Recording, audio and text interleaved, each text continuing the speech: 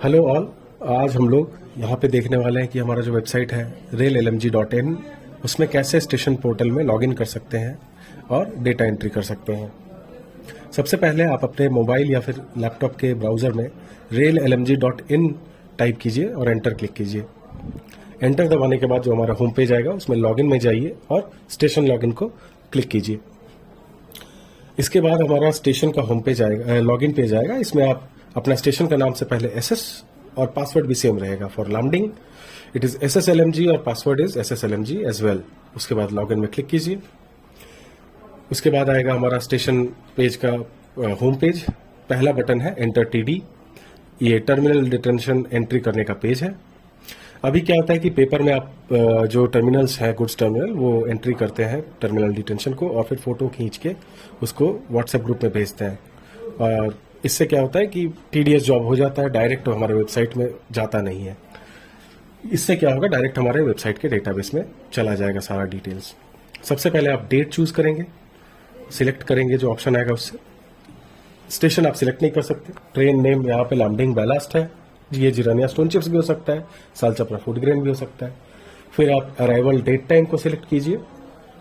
Then loads, जैसे कि 42+1, 58+1, 50+1, जो भी आपका लोडिंग अनलोडिंग का प्लेसमेंट हुआ है उसका लोड्स कितना है, कितने वॉगन्स प्लेस हुए हैं।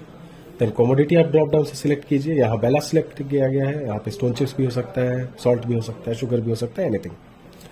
उसके बाद आपको BPC का नंबर ऐड करना है और BPC का इशू डेट आपको सिलेक्ट करना है। BPC इशूड बाय, कहाँ से इशू हुआ है, CNW NGC से हुआ है, NBQ से हुआ है, वो BPC में ही लिखा हुआ रहता है। देन BPC का टाइप प्रीमियम है कि इंटेंसिव है, राउंड ट्रिप है। Then BPC valid up to, कब तक उसका वैलिडिटी है, ये कैलकुलेट करके एंटर कर दीजिए। प्लेसमेंट टाइम, कितने बजे गाड़ी प्लेस हुई है, और रीजन फॉर लेट प्लेसमेंट, गाड़ी अराइवल और प्लेसमेंट में अगर काफ़ी टाइम है, मान लेते हैं आधा घंटा लग गया, 40 मिनट लग गया, तो क्यों लगा। शंटिंग हो सकता है, विदड्रॉ प्लेसमेंट हो सकता है, कोई भी रीज़न, जो भी रीज़न है उसके बारे में विस्तार से लिख सकते हैं आप। उसके बाद लोडिंग स्टार्ट, कितने बजे लोडिंग या अनलोडिंग चालू हुई। एक्सपेक्टेड रिलीज डेट टाइम, ये जैसे ही आपकी प्लेसमेंट हो जाएगी आप लोग एक्सपेक्टेड टाइम डाल देंगे इसमें। उसके बाद नीचे सेव क्लिक कर देंगे। उसके बाद गाड़ी जब रिलीज होगी तो रिलीज डेट टाइम डालेंगे।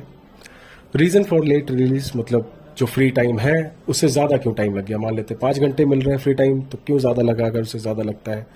या 9 घंटे मिल रहा है तो 11 घंटा क्यों लग गया, वो रीज़न आपको डालना है। यहाँ पे हम लोगों ने लिखा है अनअवेलेबिलिटी ऑफ ट्रक, ये बंद भी हो सकता है, अनअवेलेबिलिटी ऑफ लेबर भी हो सकता है। जो भी प्रॉब्लम है पार्टी का वो आपको पता करके यहाँ लिखना है। लोग को इन टाइम, लोग को कितने बजे इन की है, अगर लगा हुआ है तो आप अराइवल टाइम को ही इन टाइम डाल सकते हैं।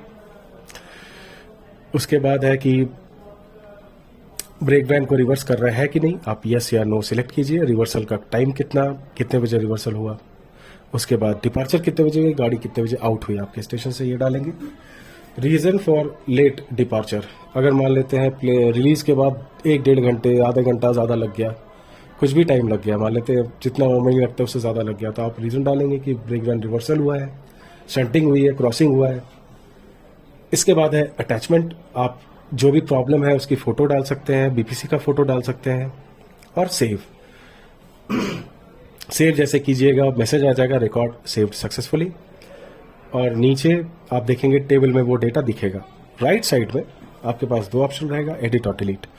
एडिट में क्लिक करते ही सारा उस रो का डिटेल आपके फॉर्म में फिर से पॉपुलेट हो जाएगा और आपको जो चेंज करना है करके, और अपडेट को आप क्लिक कर सकते हैं। अगर आप जैसे हम लोगों ने बैलास्ट को ऐड किया और फिर अपडेट को क्लिक किया, डेटा अपडेट हो गया। एडिट के बगल में आपको दूसरा ऑप्शन मिलता है, वो है डिलीट का। अगर कोई एंट्री ऐसी है जो रिडंडेंट है, जो यूजलेस है, आपके कोई काम की है नहीं, तो उसको आप क्लिक करके डिलीट कर सकते हैं।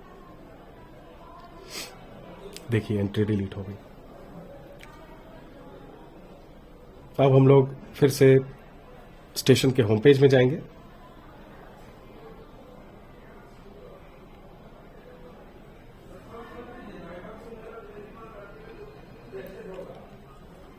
हमारा दूसरा ऑप्शन है एंटर अर्निंग। ये दिन में एक ही बार भरना है at the end of the day.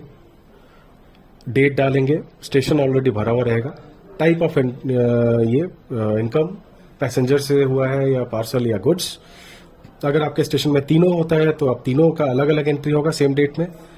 अगर आपका सिर्फ पैसेंजर और गुड्स होता है तो आप ये 2 एंट्री करेंगे एक दिन का। जिस दिन की जो आपकी अर्निंग हुई है वो आप यहाँ पे एंट्री करेंगे, रिमार्क्स डालेंगे। और सिमिलरली एडिट और डिलीट बटन है टेबल में। एडिट बटन से आप ऊपर अपडेट कर सकते हैं कोई वैल्यू, अपडेट में क्लिक करेंगे तो वो डेटा फिर सेव हो जाएगा, और डिलीट क्लिक करेंगे तो हमारा डेटा डिलीट हो जाएगा। जहां पे सिर्फ पैसेंजर आना जाना करते हैं, कोई पार्सल नहीं आता या लोडिंग अनलोडिंग नहीं होती पार्सल की या गुड्स की, तो वहां पे सिर्फ एक ही एंट्री होगा डेली का जो पैसेंजर अर्निंग है। जहां पे गुड्स और पार्सल होते हैं और पैसेंजर होते हैं वहां 3 एंट्री होंगी एक ही दिन की। अब है स्टाफ डिटेल्स। स्टाफ डिटेल्स में आप स्टेशन तो प्री पॉपुलेटेड है, आप स्टाफ का नेम डालेंगे, हर स्टाफ की एक एंट्री होगी। एजुकेशनल क्वालिफिकेशन बीएससी है, बीटेक है, 12 पास है, वो आपको डालना है। प्रीवियस पोस्टिंग कहाँ थी, लंका में मान लेते हैं 12 से 13, गुवाहाटी में 2016 से 18, इस टाइप से डालना है। डेजिग्नेशन क्या एसएम है, पॉइंट्समैन है, पोर्टर है, जो भी उसका डेजिग्नेशन आपको डालना है। Then date of joining, current station, जिस स्टेशन के लिए आप भर रहे हैं अभी, उसने कब ज्वाइनिंग किया, उसने पीएमई कब लास्ट हुआ, रिफ्रेशर कब लास्ट हुआ, और जैसे ही वो वहां से स्पेयर हो जाता है तो या ट्रांसफर हो जाता है उसका, तो डेट ऑफ लीविंग। अच्छा, क्रेडिशन भी आपको डालना है 2 लास्ट ईयर्स के, कि 2021 का कितना था उसको आउटस्टैंडिंग मिला या गुड, वेरी गुड, 2023 का कितना था, लास्ट 2 ईयर्स के होने चाहिए। और आप उसके कुछ एक्सेप्शनल अचीवमेंट्स डाल सकते हैं जो उसने बहुत अच्छा किया, जिसका उसको मिलना चाहिए प्राइज। आप अटैचमेंट चूज कर सकते हैं, उसकी अटैचमेंट में प्रेफरेबली उसकी फोटो होनी चाहिए जिस एम्प्लॉय का आप भर रहे हैं, जिस स्टाफ का। उसके बाद सेव, 2 ऑप्शन है यहाँ पे भी आपके पास, एडिट और डिलीट। एडिट से आप अपडेट कर सकते हैं और डिलीट से वो एंट्री चली जाएगी। अगला है स्टेशन इश्यूज डेफिशिएंसीज। इसमें है कि इशू का स्टेटस क्या है, ओपन या रिजॉल्व, फिर स्टाफ रिलेटेड है कि स्टेशन रिलेटेड। अगर रिजॉल्व हो गया तो जैसे रिजॉल्व होगा आप डेट डालेंगे, फिर डिपार्टमेंट, किस डिपार्टमेंट के रिलेशन में है वो, कि मतलब रिलेटेड है वो इशू। फिर है इशू क्या है, पानी भर जा रहा है, फायर बकेट है, जनरेटर नहीं काम कर रहा है। फिर रिमार्क्स, इसमें आप विस्तार से लिख सकते हैं कि क्या प्रॉब्लम है, और ये डायरेक्ट इशू हमारे ऑफिसर्स और टीआईज के पास जाएंगे ताकि वो जल्द से जल्द आपके इशू को रिजॉल्व करने का कर सके प्रोसेस को। अच्छा, अपडेट्स, अगर काम हो जाता है या चल रहा है तो आप इसमें अपडेट कर सकते हैं कि हाँ काम चल रहा है, और उसके बाद रिजॉल्व डेट को ऊपर भर देंगे जैसे रिजॉल्व हो जाएगा इशू आपका, और सेव। और अटैचमेंट जो है उसमें आप डालेंगे, मान लेते हैं क्वार्टर का प्रॉब्लम है तो क्वार्टर का फोटो होना चाहिए जो टूटा हुआ है, पानी भर जा रहा है तो पानी भरा हुआ फोटो होना चाहिए, जो भी इशू है उस रिलेटेड का फोटो डालना है। टेबल में आपका फिर से 2 ऑप्शन है, एडिट और डिलीट। एडिट कीजिएगा तो आप अपडेट कर सकते हैं डेटा को, और डिलीट में क्लिक कीजिएगा तो रिकॉर्ड डिलीट हो जाएगी ऑप्शन के साथ। अगला हमारा ऑप्शन है चेंज पासवर्ड।